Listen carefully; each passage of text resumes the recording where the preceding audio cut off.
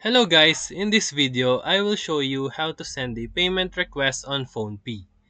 First is to open the PhonePe app or go to the website phonepe.com and make sure that you are logged into your account.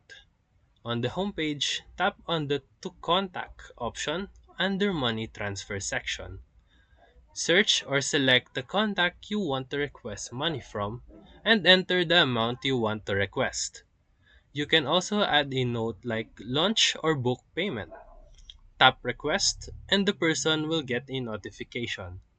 Once they approve and pay, you will get the money directly into your PhonePe wallet or linked bank account.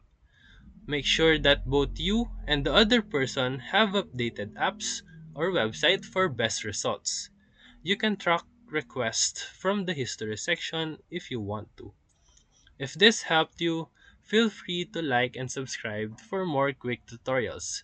Thank you for watching.